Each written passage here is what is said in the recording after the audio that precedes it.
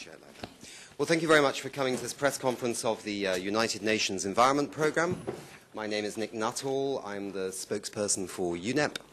We have a distinguished panel here of experts on the issue of black carbon and tropospheric ozone, often known as ground-level ozone.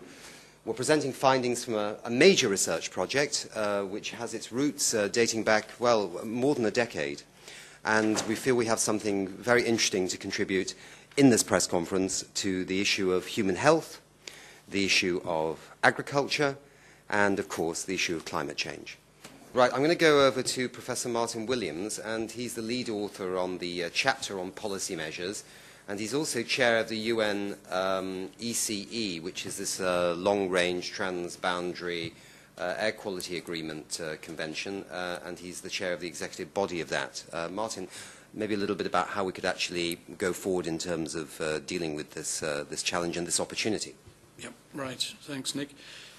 Just really to follow on from Johan's talk, just to underline the fact that these measures are actually available. They are in use, all of them are in use in some parts of the world already, so we don't have to wait for their development. The important thing, though, is that they need wider implementation to achieve the benefits that you've seen there. They need to be rolled out across the world, essentially, and that's the challenge from henceforth. The regional dimension, as you saw already, was key. Impacts on the Arctic, clearly, but also impacts in regions throughout the world. And when you look at the more detailed report, you'll see the results for that. There are some substantial benefits regionally. And the regional dimension is something we're going to need to take forward. And that's really one of the things that's uppermost in my mind as chairman of the LERTAP executive body, which is a region comprising the whole of Europe, including Eastern Europe and North America. And we are currently revising the so-called Gothenburg Protocol, which is an international agreement on air pollution reduction measures. And last December, we, for the first time, actually internationally, an air quality, or anybody actually, began to grasp this issue of short-lived climate forces, and we agreed to consider the inclusion of black carbon in the revision of the Gothenburg Protocol, which we hope to conclude towards the end of this year or maybe early next. So that's the first step, but that's just one region. We need to now roll that out across the world, and we'll be working with the UN, with UNEP, to look at strategies at the best way of doing that, to incorporate the scientific findings that you've seen, pursue the science a bit more perhaps, but also look at policy structures, governance structures, financing structures to try and put these measures in place. Thank you. Thanks, Martin. Now we can go over to questions from the media. If you can say who you are and where you're from, we'd quite like to take questions from the media first. If for some reason the media don't have any questions, which would be slightly unusual, then we might go to non-media people. So who would like to go first? John Vidal from The Guardian. Hi, thanks for coming out. This is all tremendous news, and we've known about it for some time.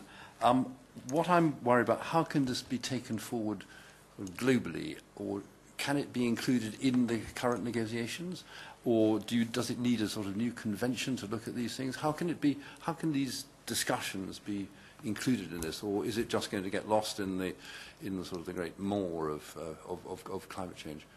Is there any practical way in which, I mean, could the benefits here, could they be included in the targets and timetables of individual countries or whatever? Or how could you see it going forward?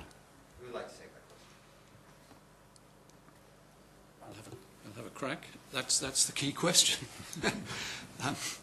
There are pros and cons. There are three kind of levels, really. I mean, there's a global level at one extreme. At the other extreme, there are actions nationally, more local action.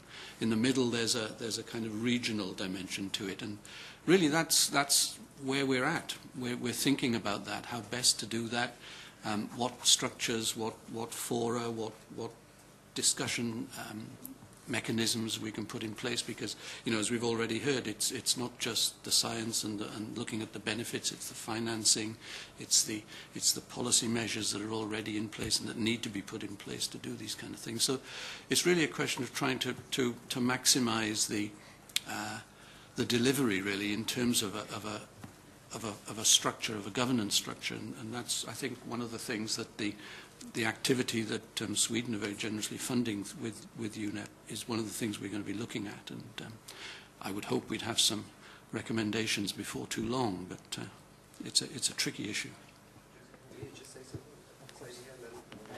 Thank you so much. Just to add to that, I think this is exactly why we're supporting the work on an action plan to move this forward. Now we have the scientific basis, and then we have to work forward on what policy measures can be taken and to find a way to implement action, I think, on all three levels, on global level, regional level, and at a local, national level. Thank you. Next question, please. Gentleman there from Reuters. Alistair Doyle from Reuters. Yes, thank you. Sorry, I arrived a bit late.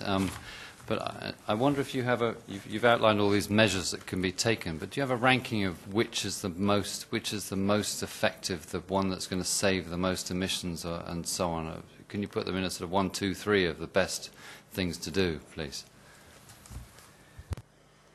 Who'd like to take that? Well,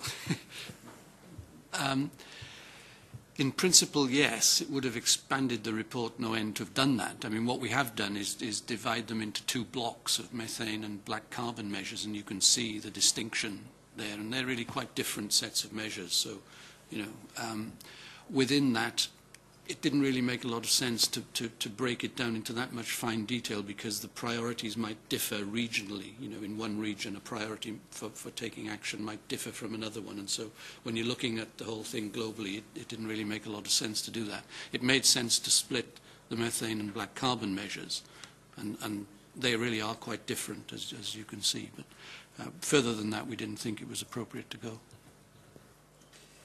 Right, we've gone over our time, and thank you very much for coming. If you have any kind of one-on-one questions with the panel, I'm sure they'll be delighted to take it. But thanks very much indeed for coming, and as I said at the opening, we think this is an exciting report, and hopefully you do too.